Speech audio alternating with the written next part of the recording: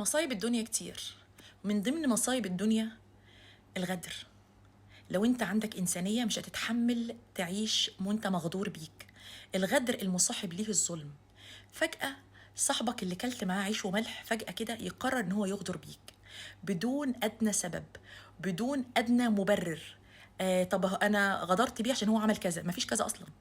مجرد حقد دفين وغيرة ما كانتش واضحة أبدا وانت بتتعامل معاه.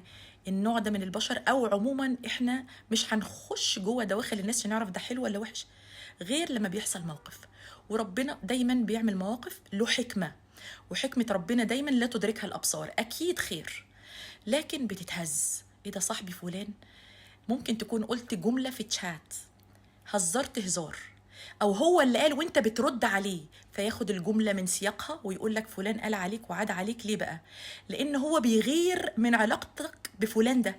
اصل فلان ده كان غالي عندك قوي وانت غالي عنده قوي وقريبين من بعض قوي، فانا اعمل ايه؟ الغيره تاخدني، الغيره الشيطانيه. وهنا بقى احنا بنحس ان احنا بنتعامل فعلا مع شياطين الانس اللي هم اشد بأسا من شياطين الجن والله. فجأة الغدر يجي من في مقتل ومن مأمن. الغرابة ان انت ما عملتش حاجة وما قلتش حاجة، هو بياخد منك جملة او عبارة عابرة انت قلتها وبيكيفها وبيدلسها بطريقة معينة عشان يوصلها لحد الغالي عندك قوي ده، فيبعدك عنه. غيور حقود. الناس دي تستحق العلاج النفسي.